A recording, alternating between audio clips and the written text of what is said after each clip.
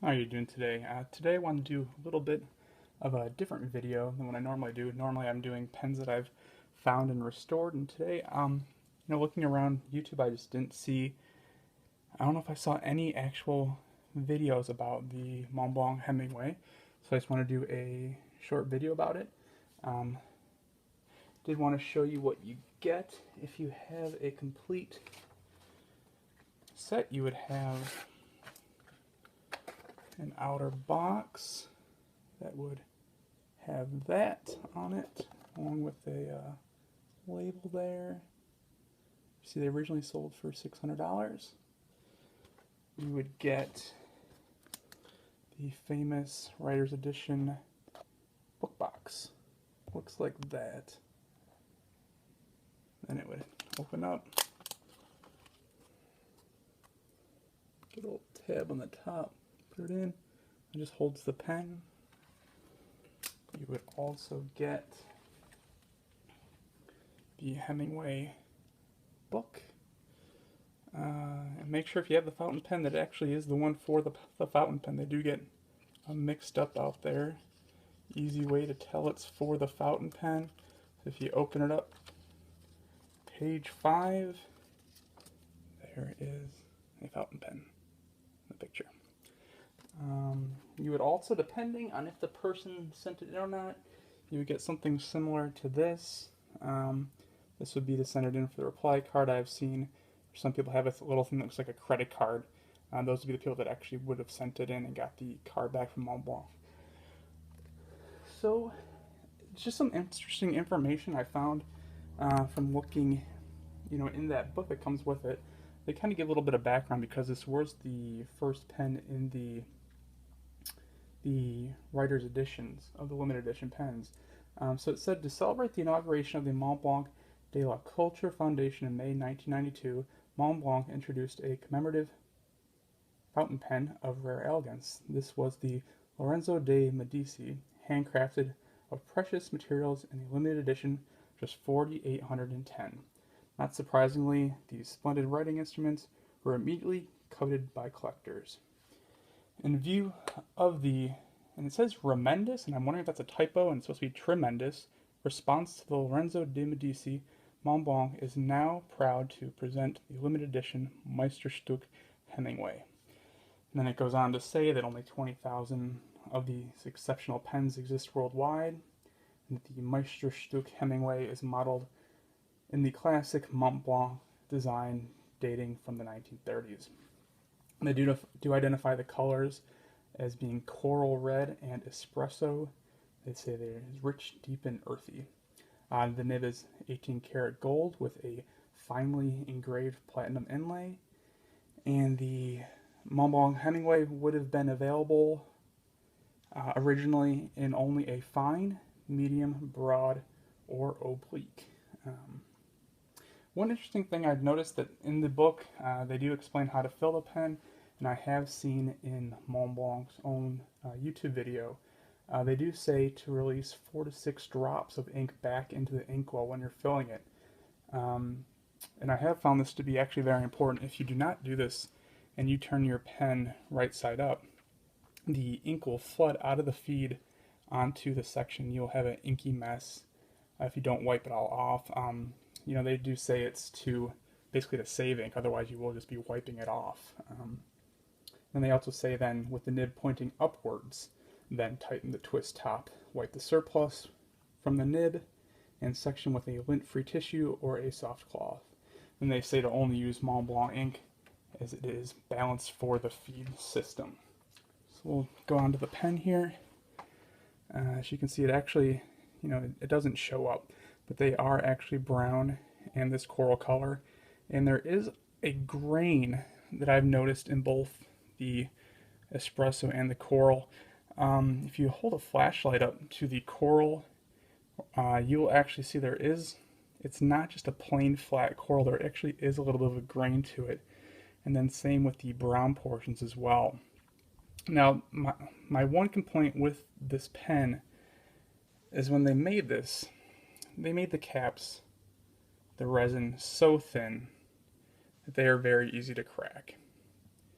One of mine has had the cracks repaired. When I bought it, the seller did not disclose that they were cracked, but I did get it professionally fixed by a Montblanc expert here in the United States. He also then reprofiled the cap lip just a tiny bit. You wouldn't even know unless you held it up to another one, but you can see it will say Montblanc, and then they'll have a Hemingway signature underneath. Very hard to see unless you have it under absolute perfect writing, but they're just beautiful. And of course you have your white star on top. I recommend not to post these pens because the resin is so thin. And one thing I did notice when I sent in the one for repair, if you do take a bright flashlight to the cap lips, you can see that grain I was discussing in the cap lips, and where the cap seems to have the grain make a V, that's where the cracks were. So it's definitely a weakness in the design of the resin they used. And also if you compare it to like a 149, the cap lip has a very different profile. So the one that was fixed actually has more of a profile of a 149 cap towards the edge to keep it from splitting again.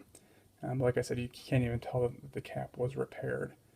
I love these older late 30s, early 40s tie clips. I think they're just the coolest clip on a Montblanc. So there's the cap. Here's the pen. Of course, you have your ink window. This one's currently filled with toffee brown. Piston knob. There's the nib. Just beautiful. I love the broad Montblanc. You can see there, it's more like almost like a cursive italic stub nib. You can see the details of the nib, then of the feed there. I think this is the absolute most beautiful pen out there. Alright, so this is the broad nib option. And then I do also have a medium.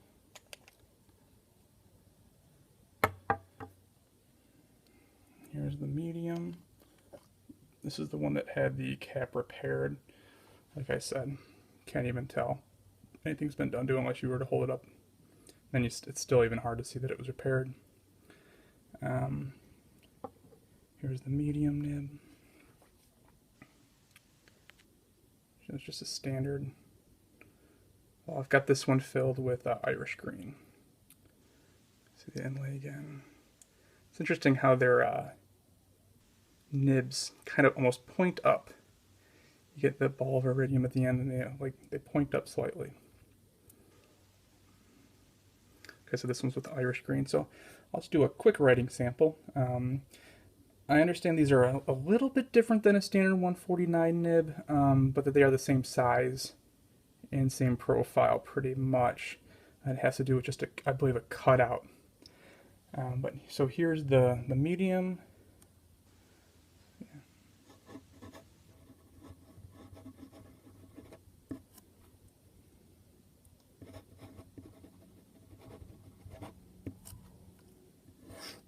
You can see with the medium, it is just standard, no line variation or anything. The nibs, I mean, they're gold, so they're a little soft, but they are not flexible. I really like writing with the broad nib. This one actually does have variation, so